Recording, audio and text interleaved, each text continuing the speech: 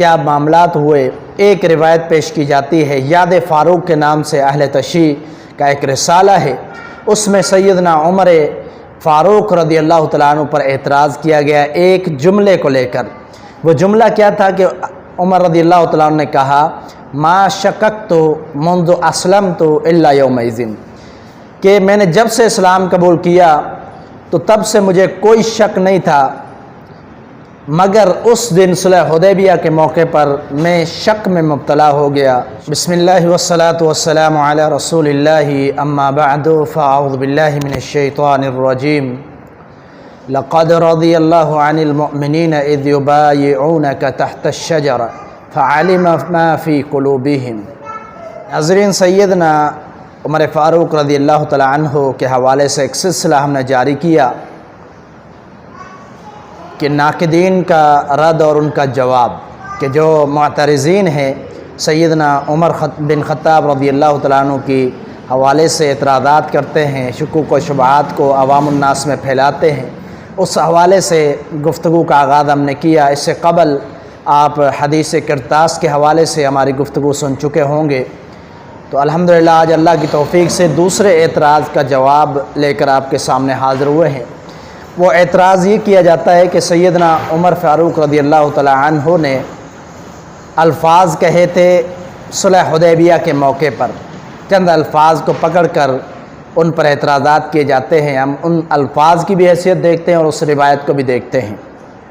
صلح حدیبیہ کے موقع پر جو روایات ہیں صحیح بخاری میں موجود ہیں، صحیح مسلم میں موجود ہیں کہ وہاں پر کیا ہوا، کیا شرائط ہوئے، کیا کیفیت ہوئی صحابہ اکرام کی اور کیا معاملات تھے۔ تو اس موقع پر جب نبی علیہ الصلوۃ والسلام نے کفار مکہ سے، مشرکین مکہ سے جب صلح کا معاہدہ ہو رہا تھا، آپ صلح کر رہے تھے، اس وقت شرائطیں لکھی جا رہی تھی۔ شرائطیں جو لکھی جا رہی تھی ان میں یہ مسئلہ تھا کہ کچھ ایسی سخت ان کی طرف سے شرائط تھی کہ صحابہ اکرام اضطراب کا شکار ہو گئے، یعنی وہ پریشان ہو گئے کہ ایسی شرائط کیوں قبول کی جا رہی ہیں، جن میں سے ایک شخصیت سیدنا عمر بن خطاب رضی اللہ تعالیٰ عنہ بھی تھے۔ وہ بھی انتہائی اضطراب کا شکار ہوئے، پریشان ہوئے کہ اللہ کے رسول کیا ہم حق پر نہیں ہیں، یعنی یہ سوال کرنے لگے کہ ہمیں لڑنا چاہیے، ان سے ہمیں ان کا مقابلہ کرنا چاہیے، ایسی شرائط قبول نہیں کرنی چاہیے، کیونکہ بظاہر جو مسلمان تھے وہ یہ سمجھ رہے تھے کہ ہماری اس میں شکست تھے، بظاہر یہ محسوس ہو رہا تھا، صرف عمر بن خطاب نہیں، تمام صحابہ بظاہر یہ سمجھ رہے تھے کہ یہ شرائط ہمارے حق میں بہتر نہیں ہے۔ اس کے بعد وہاں پر کیا معاملات ہوئے، ایک روایت پیش کی جاتی ہے، یاد فاروق کے نام سے اہل تشیع کا ایک رسالہ ہے، اس میں سیدنا عمر فاروق رضی اللہ تعالیٰ عنہ پر اعتراض کیا گیا ایک جملے کو لے کر۔ وہ جملہ کیا تھا کہ عمر رضی اللہ تعالیٰ عنہ نے کہا ما شککت منذ اسلمت الا یومئذ، کہ میں نے جب سے اسلام قبول کیا تو تب سے مجھے کوئی شک نہیں تھا مگر اس دن صلح حدیبیہ کے موقع پر میں شک میں مبتلا ہو گیا، شکوک و شبہات میں مبتلا ہو گیا۔ اور اس جملے کو ذکر کرنے کے بعد جو ناقد ہے اس نے یہ کہا ہے کہ سیدنا عمر رضی اللہ تعالیٰ عنہ نے نعوذ باللہ نبی علیہ الصلوۃ والسلام کی نبوت میں شک کیا، یا بعض نے کیا اسلام میں شک کیا اور نبوت میں شک کیا، دین میں شک کیا، اور یہ منافقت ہے اور یہ ایمان نہیں ہے۔ تو نعوذ باللہ سیدنا عمر رضی اللہ تعالیٰ عنہ کے ایمان پر نقد کیا گیا اس جملے کی وجہ سے۔ اب ذرا ایمان اس وقت کی کیفیت سے بھی ہم دیکھتے ہیں کہ وہ جو اضطراب کی کیفیت تھی، اور سیدنا عمر رضی اللہ تعالیٰ عنہ جیسا شخص جو بڑا جری بہادر، جس نے دین کو بڑا ہی سہارا دیا، نبی علیہ الصلوۃ والسلام نے دعا کی تھی، اے اللہ عزت عطا فرما اسلام کو عمر بن خطاب کے ذریعے یا عمر بن ہشام ابو جہل کے ذریعے، لیکن اللہ تعالیٰ نے سیدنا عمر رضی اللہ تعالیٰ عنہ کو ایمان کی دولت عطا کی۔ تو سیدنا عمر رضی اللہ تعالیٰ عنہ نے اسلام قبول کیا، مسلمانوں کو بڑا سہارا ملا، یہ عظیم صحابی खलीफतुल मुस्लिमीन सैयदना उमर फ़ारूक रज़ियल्लाहु तआला अन्हु कैसे हो सकता है कि नबूवत में शक करे।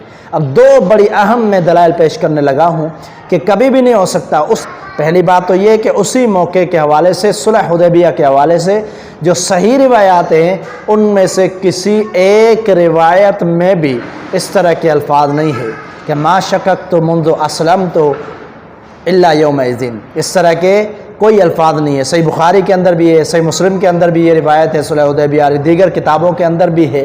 तो जहाँ ये अल्फाज पाए गए उनकी हम थोड़ी वजाहत आगे पेश करते हैं। उससे कबल ये बात कि उस मौके पर दो में आपके सामने दलाइल पेश करता हूँ जिसकी बिना पर आप समझ जाएंगे कि सैयदना उमर रज़ियल्लाहु तआला ने कभी भी नबूवत में या इस्लाम में शक नहीं किया। इसराब की कैफियत थी, शराइत को देखकर परेशान हुए। और रिवायत के अंदर अल्फाज है, सही रिवायतों के अंदर अल्फाज हैं कि सैयदना अबू बकर सिद्दीक़ के पास आए, अपनी परेशानी का इजहार किया कि ये क्या मामला हो रहा है, कैसी शराइत तय हो रही हैं। उस मौके पर सैयदना अबू बकर सिद्दीक़ रज़ियल्लाहु तआला अन्हु ने ये कहा, अशहदु, कहा कि इन्नी अशहदु अन्नहु रसूलुल्लाह, बेशक मैं गवाही देता हूँ अपने तौर पर कि अल्लाह के रसूल सल्लल्लाहु अलैहि वसल्लम रसूलुल्लाह हैं, नबी अलैहिस्सलातु वस्सलाम रसूलुल्लाह हैं। तो यानी परेशानी होने की बात नहीं है, ये जो मामलात हो रहे हैं अल्लाह की तरफ से हो रहे हैं। तो फ़ौरन सैयदना उमर बिन ख़त्ताब रज़ियल्लाहु तआला ने भी यही अल्फाज कहे, इन्नी अशहदु अन्नहु रसूलुल्लाह, बेशक मैं भी गवाही देता हूँ कि मोहम्मद रसूलुल्लाह सल्लल्लाहु अलैहि वसल्लम अल्लाह के पैगम्बर और रसूल हैं। फ़ौरन गवाही दी, जिसका मतलब है उनके दिल के अंदर कोई ज़र्रे बराबर भी नबी अलैहिस्सलातु वस्सलाम की नबूवत में या इस्लाम दीन में कोई शक नहीं था। फ़ौरन उन्होंने भी वही अल्फाज कहे कि मुझे भी ऐसा कोई मामला नहीं है कि नऊज़ बिल्लाह कोई नबूवत में शक हो या इस्लाम में शक हो, बस ये मैं परेशान हो रहा हूँ इन सवालात की वजह से, इन शराइत की वजह से जो लिखे जा रहे, तय किए जा रहे हैं। और नबी अलैहिस्सलातु वस्सलाम की हदीस भी है, आप सल्लल्लाहु अलैहि वसल्लम ने फरमाया व अशद्दुहुम फ़ी अम्रिल्लाह, सैयदना उमर रज़ियल्लाहु तआला अन्हु अल्लाह के मामले में, दीन के मामले में, शरीयत के मामले में, इन मामलात में तमाम सहाबा में ज़्यादा सख्त तरीन हैं। यानी इन मामलात में कुछ भी बर्दाश्त नहीं करते। इस तरह के सख्त अल्लाह ताला ने उनको ईमान दिया है, इतने मजबूत ईमान वाले हैं। फिर उसके बाद एक ये दलील कि उन्होंने खुद उसी मौके पर गवाही दी कि अल्लाह के रसूल है, मैं मानता हूँ। दूसरी बात कि सैयदना उमर रज़ियल्लाहु तआला अन्हु को नबी अलैहिस्सलातु वस्सलाम ने दस्तखत कराई शराइत पर।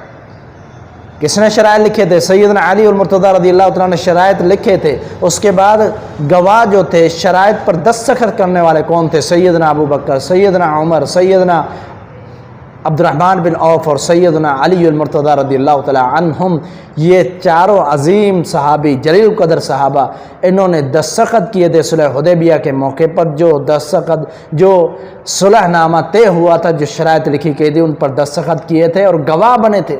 क्या नौज़ुबिल्लाह नबी अलैहिस्सलातु वस्सलाम ने उन लोगों को गवाह बनाया जिनके ईमान में शक था? ऐसा हो सकता है? नहीं। बल्कि आप सल्लल्लाहु अलैहि वसल्लम ने उनसे दस्तखत क्यों करवाए? इसलिए कि इनका ईमान मजबूत है और ये गवाह बनने के काबिल हैं। बेईमान बंदा ईमान से खाली गवाह बनने के काबिल नहीं है। लेकिन यहाँ पर अल्लाह के प्यारे पैगम्बर सल्लल्लाहु अलैहि वसल्लम ने अपने इन सहाबा को गवाह बनाया, दस्तखत करवाया, जिनमें उमर बिन ख़त्ताब रज़ियल्लाहु तआला अन्हु मौजूद थे। उसी मौके की ये दलील है कि उस मौके पर कैसे वो हो सकता है कि नऊज़ बिल्लाह ईमान के मामले में इसराब का शिकार हो। ऐसा बिल्कुल भी नहीं था। अब आते हैं उन अल्फाज की तरफ, मा शकक तो मुंदो समय तो मुंदो असलम तो इल्ला यौमइदिन, कि सैयदना उमर ने फरमाया कि मुझे शक हुआ उस दिन जितना उससे पहले कभी नहीं हुआ, जब से इस्लाम कबूल किया। तो ये शक का मामला अगर मान भी लिया जाए तो ये उन शराइत के हवाले से है कि जो शराइत लिखी गई थी, ये शक हुआ कि कहीं हमें ना नुकसान हो। इसका शराइत का मामला है। और तमाम मुफस्सिरीन को आप देखें, उन्होंने अगर इन अल्फाज की तशरीह की है तो यही की है कि ये जो शराइत है हमारे हक़ में नुकसानदेह हैं, हमें ख़तरा है, नुकसान होगा इनसे। ये बज़ाहिर जो थे उनके हक़ में थे, मुशरिकीन के हक़ में, लेकिन इसमें हिकमत थी। तो फिर उसके बाद ये जो अल्फाज है ये इमाम ज़ुहरी रहमहुल्लाह की इदराज है। काल ज़ुहरी ये अल्फाज आते हैं रिवायात के अंदर, जिसका मतलब होता है ये अल्फाज इमाम ज़ुहरी के तरफ से अल्फाज का इजाफ़ा है। यानी एक माना होती है, एक तशरीह होती है, एक वज़ाहत होती है, एक मफ़हूम होता है, उनके अल्फाज हैं, ना कि ये रिवायत के अल्फाज हैं। सुलह हुदैबिया की रिवायत के अल्फाज नहीं है। امام طبری رحمہ اللہ نے تفسیر کے اندر یہ الفاظ نقل کیے ہیں امام زہری سے، اور امام طبری رحمہ اللہ کی جو تفسیر ہے اس تفسیر کے بعد جتنے بھی مفسرین آئے، آپ لے لیں امام ابن کثیر رحمہ اللہ کو، تو یہ الفاظ انہوں نے نقل کیے اور دیگر مفسرین نے بھی نقل کیے، جو بھی بعد میں آنے والے انہوں نے بھی وہی الفاظ نقل کیے جو امام ابن جریر طبری رحمہ اللہ کی تفسیر سے لیے گئے ہیں، کہیں اور سے نہیں، انہی کی روایت سے، انہی میں جو سند ذکر کی گئی اسی میں آیا ہے، اور اس میں امام زہری رحمہ اللہ، ابن شہاب زہری رحمہ اللہ کی جو ہے یہ زیادت ہے اور یہ ادراج ہے، نہ کہ یہ کوئی روایت کے الفاظ ہیں۔ صحیح بخاری مسلم میں روایت ہے، دیگر روایت صحیح کتابوں کے اندر ان میں یہ الفاظ نہیں ہے۔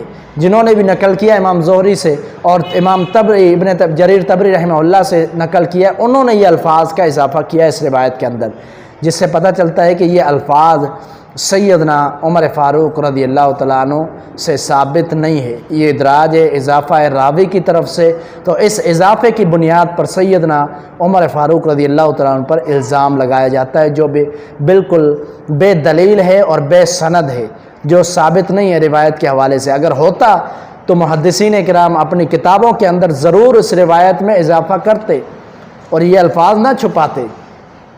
کبھی ایسا نہیں ہوا کہ انہوں نے کوئی حدیث کا ایک لفظ یا حرف بھی چھپایا ہو، واو بھی ہوگا وہ بھی واضح کر دیتے ہیں، اور اگر اضافہ ہوتا ہے وہ بھی محدثین واضح کر دیتے ہیں کہ یہ اضافہ ہے، لیکن صحیح روایت کے اندر یہ اضافی الفاظ بھی ذکر نہیں ہے، جن سے بالکل بھی سیدنا عمر رضی اللہ تعالیٰ عنہ پر اعتراض نہیں بنتا، اور یہ فضول اعتراض ہے۔ اب سب سے بڑی دلیل میں دینے لگا ہوں آخر میں، انتہائی اہم ترین دلیل کہ یہ اللہ تعالیٰ کی گواہی ہے۔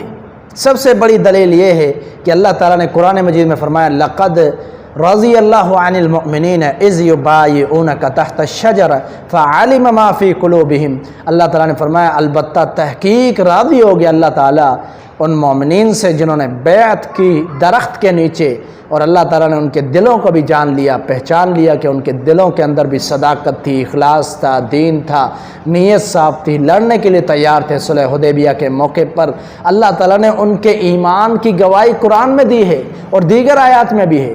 اس سے بڑی دلیل کیا ہو سکتی ہے کہ اللہ تعالیٰ نے سیدنا عمر بن خطاب اور دیگر جتنے بھی صحابہ تھے 1400 کے قریب یا کم و بیش، ان تمام صحابہ اکرام کے بارے میں فرمایا رضی اللہ عن المؤمنین، اللہ نے مومن قرار دیا ان سب صحابہ اکرام کو۔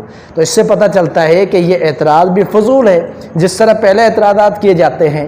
تو اللہ تعالیٰ ہمیں سمجھنے کی توفیق عطا فرمائے۔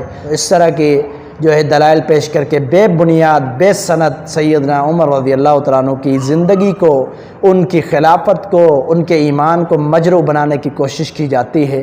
تو انشاءاللہ آگے دیگر جو ان کے حوالے سے شکوک و شبہات ہیں، اعتراضات ہیں، ان کے حوالے سے گفتگو ہوگی۔ ما توفیق الا باللہ۔